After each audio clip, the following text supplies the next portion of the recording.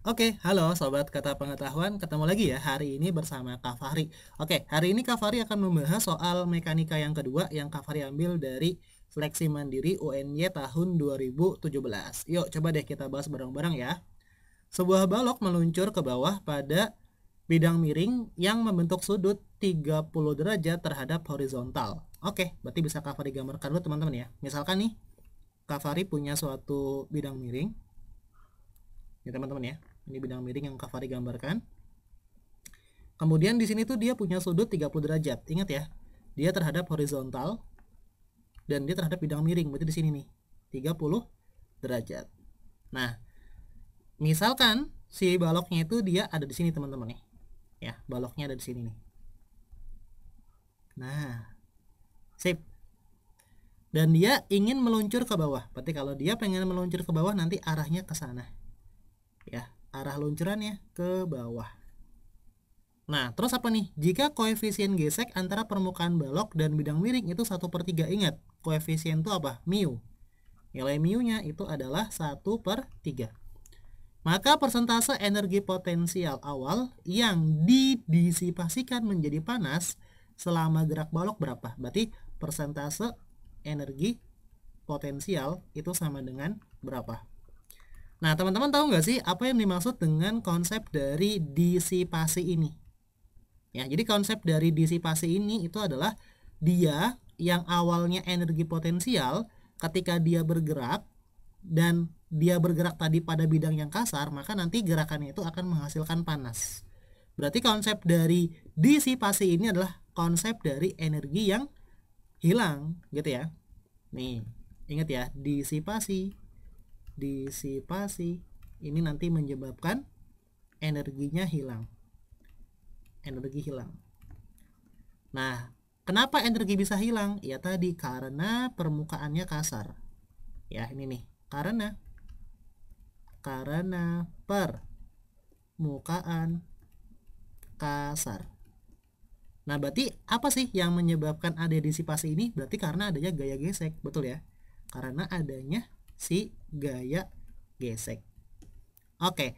Nah, yang kita tanya ya, yang ditanya nih, nilai dari persentasenya berapa? Ya udah.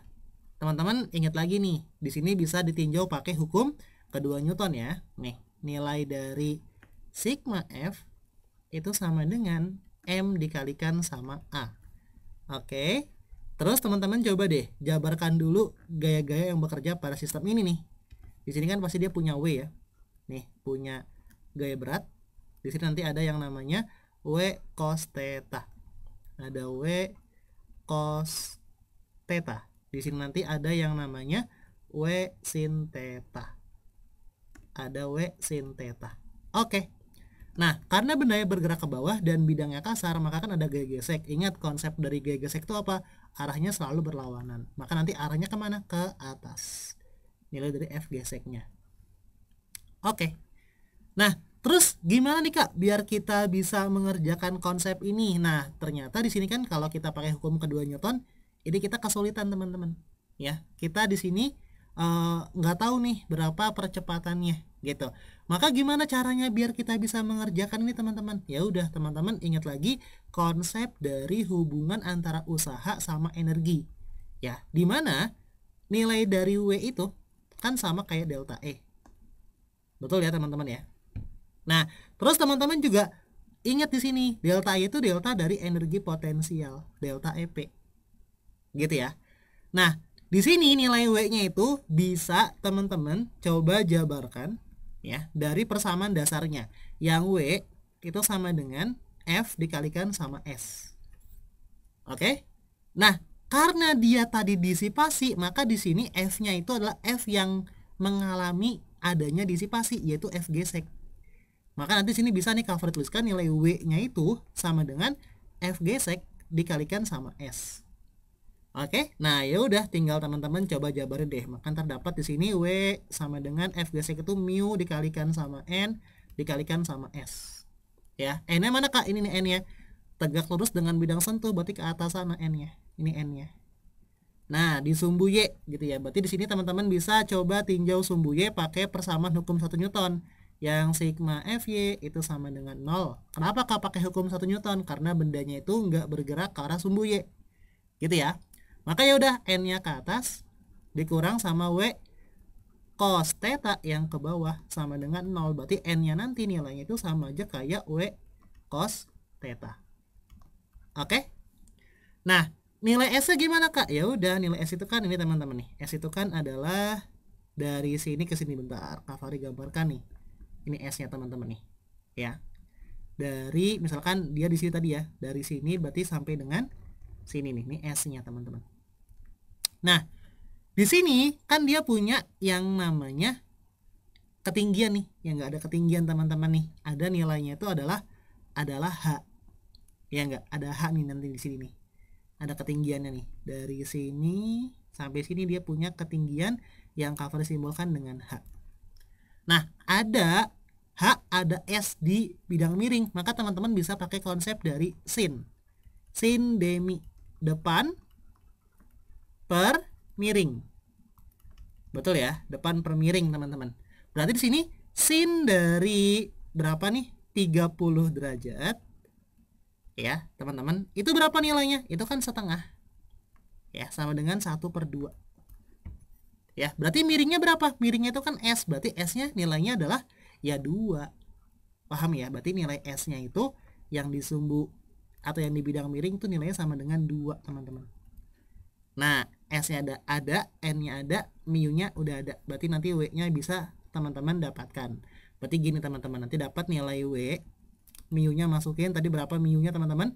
1/3, 1/3, N-nya ini W itu adalah M kali G, M dikali G dikali cos 30 ya.